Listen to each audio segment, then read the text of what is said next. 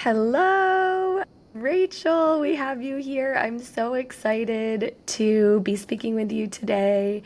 Everyone who does not know Rachel, we've actually known each other for a few years now. We were in the same master's program at Columbia University, spirituality, mind, body program at Columbia. And I have had the pleasure of supporting Rachel as she is launching her first offering into the world as a spiritual entrepreneur, a healer, coach, guide. And she is just one of the most powerful, deeply connected souls that I've ever met. This woman, my gosh, is so tapped in and has so much integrity and devotion to her work that she does. So I'm really excited to just spotlight her today.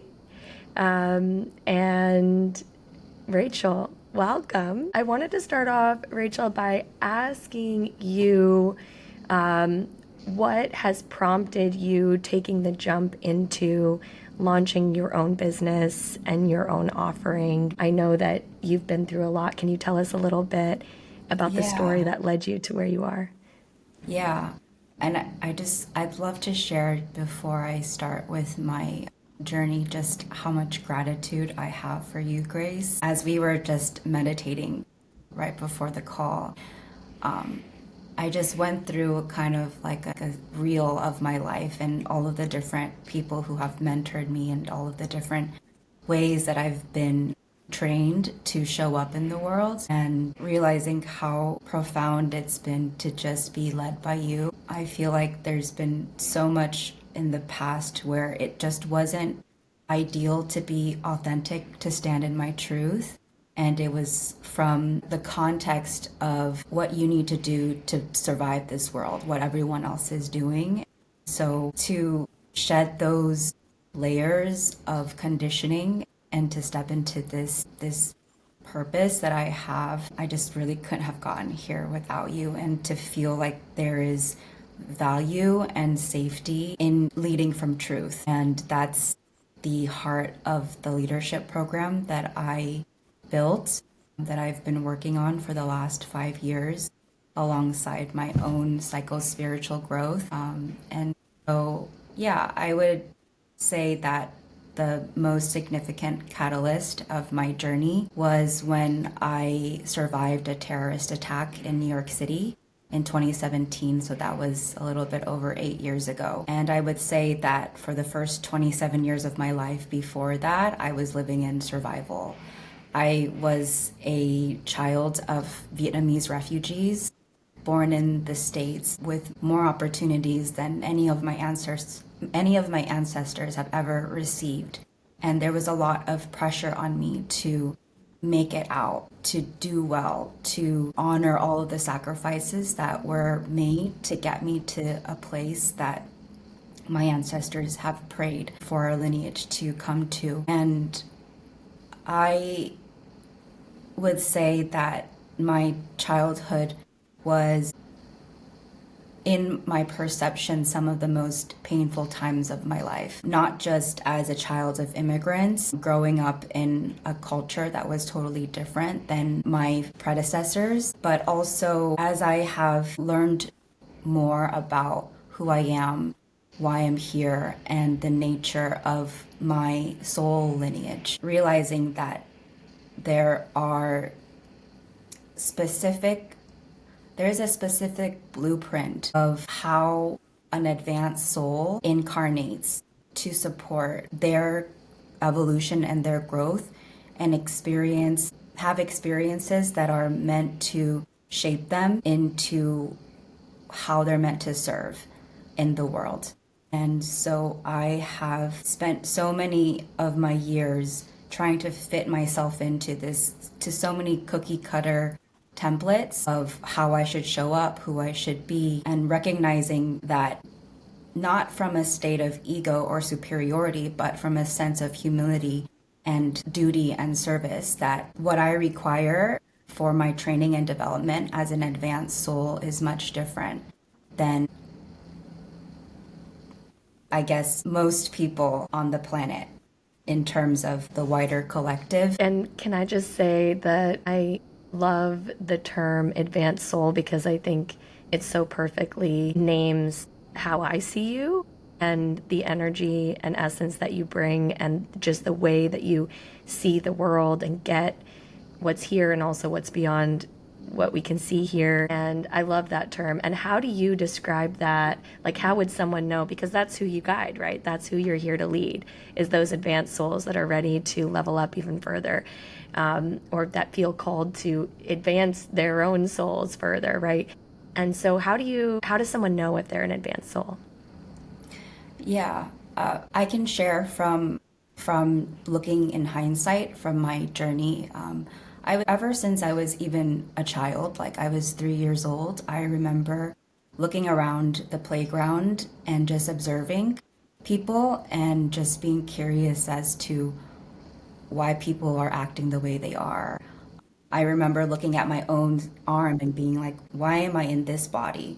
And what are other people, why aren't other people thinking like, how come no one else is observing the world as I am? And I would wonder like, what happens when I go to sleep? Does the world turn off? Where do we go when we sleep? Questioning what the purpose of my life was at like 3 years old on the playground when everyone was just being kids and just running around and not thinking about anything. And I just felt from a very young age that I was in some kind of, it felt like I was in some kind of simulation and that there was a reason that I was here. And it was like, if you ever played a video game and it's like you're just the one consciousness playing in a world, that's how it felt like for me.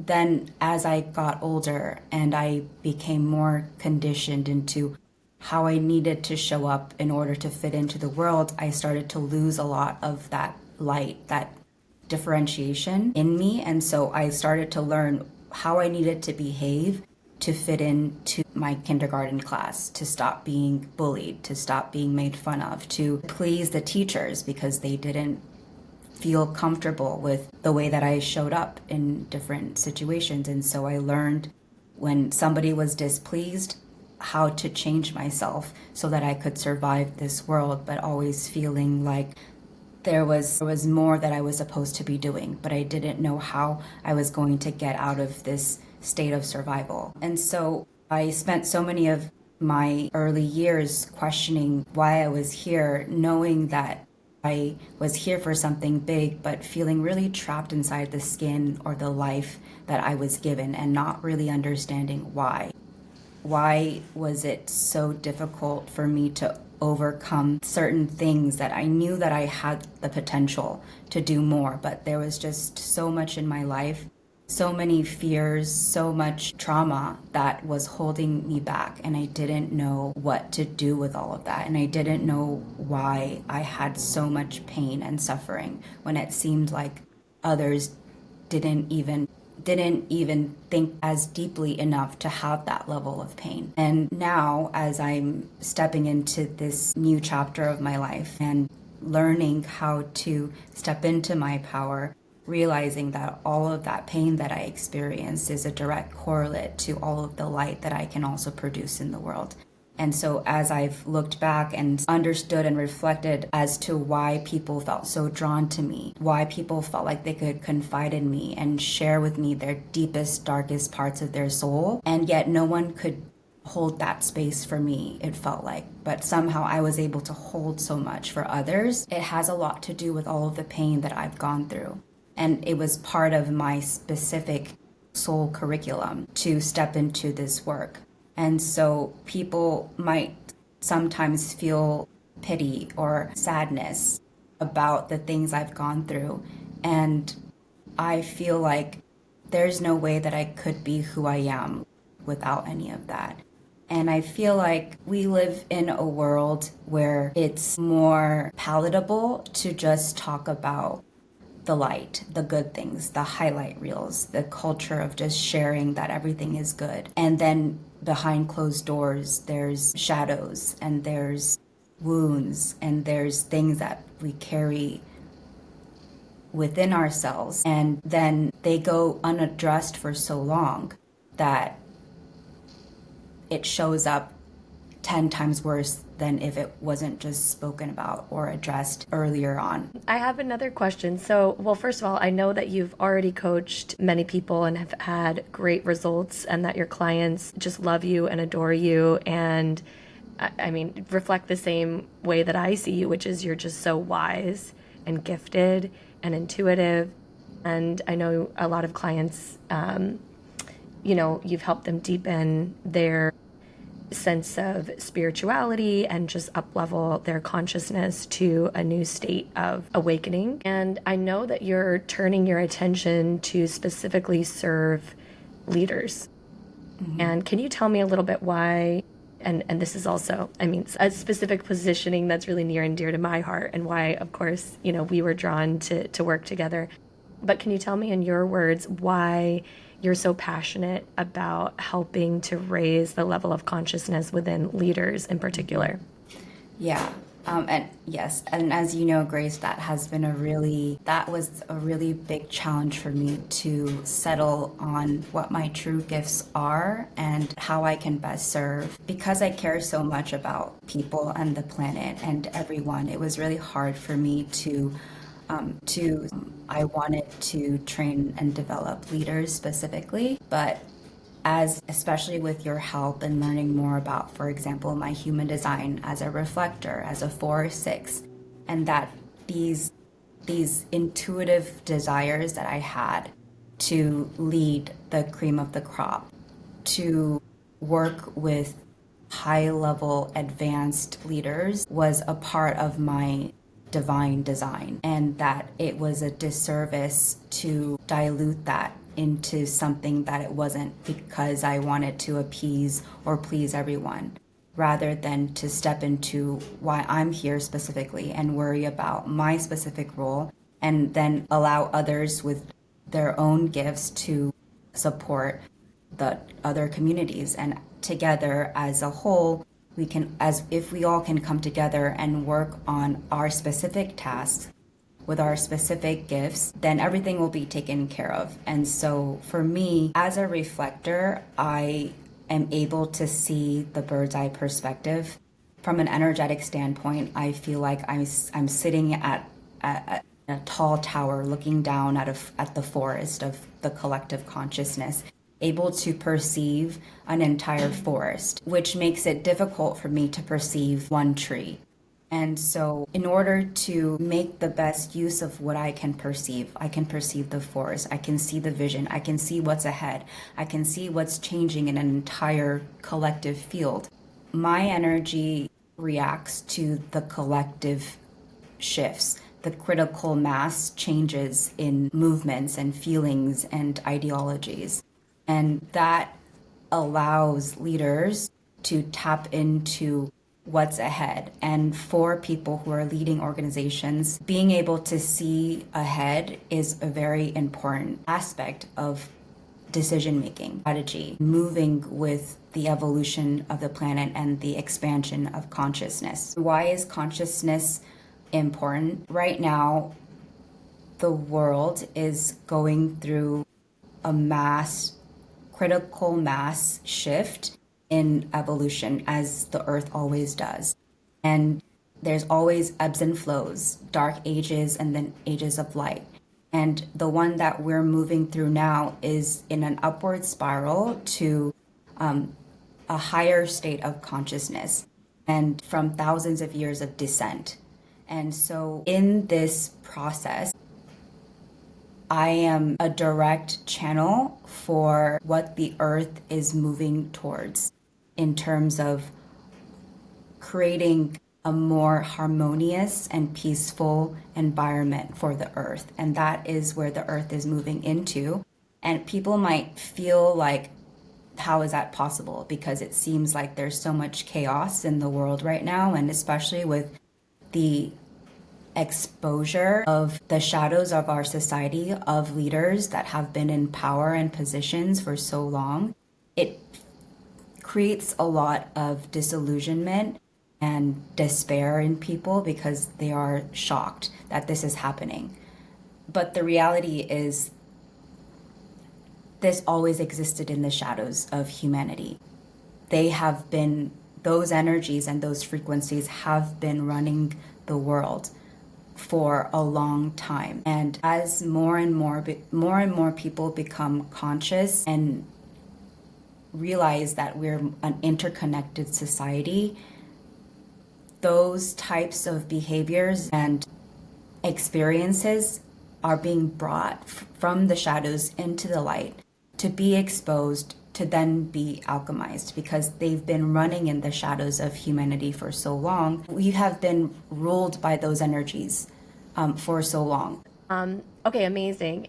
And what I love about this, Rachel, is I think you and I share a vision, which is to create ripple effects of change through the world. And I know you're going to do that at the highest levels by elevating the consciousness of those leaders and creating really a next generation of those in power. And you work with leaders not just in the corporate sense, but in academia, in the public sector, in the UN. I mean, you are so well connected to people at the top of essentially every major sector there. And so it's so exciting to me to think about the elevation of consciousness that you can make happen in these critical spaces, and then the ripple effect of change that can happen when those leaders are leading from that higher state of consciousness, that sense of connection, that we are all connected, and that the change that they're making in their specific sector, like what it's really doing for the collective. So I am just so excited for the impact that you're going to make by supporting all of your clients. So I just want to say that if there's folks out there who maybe feel or sense, or maybe just even have a hunch that maybe they're an advanced soul, maybe they resonate with some of the story that you've told, and maybe they're in a position, a leadership position, or they're feeling called to continue to rise in a leadership position, and they're just magnetized and interested in what you're saying. I know that you support, that you are rolling out your conscious executive leadership program, and that's to come next year, which is going to be a transformative journey for those that feel called. And what's the best way that anybody here who's finding you, how can they understand more of your work? How can they take the first step into stepping into that conscious level of leadership that you guide into? Yeah, so actually, the pilot is launching on December 1st, and I'm hosting a free live activation on December 12th at 7 p.m. Eastern Time. The theme is around who you are becoming now. And so anyone who's feeling that there is a change that's happening, and it's not necessarily loud, but it's inevitable, and they are realizing that the life that they're in, that the suit that they're in is too small for who they're becoming, and they're ready to step into who they're becoming through a psycho-spiritual somatic experience. I would love for anyone who's interested to attend. It'll be on Zoom, and I would say that if you feel like that experience and that activation shifted something in you, there should be a natural feeling about whether the leadership program that I'm launching will be a natural next step for you. If you're ready and you're excited and you feel like you can no longer avoid the person that you are becoming and the leader that you're needing to claim, because the time is now. Beautiful. Yes, go check that out, you guys.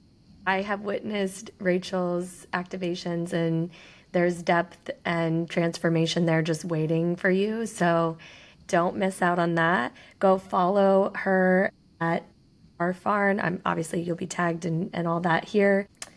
Yeah, Rachel, thank you so much for coming on and chatting with me and my audience. Everyone, please go follow along.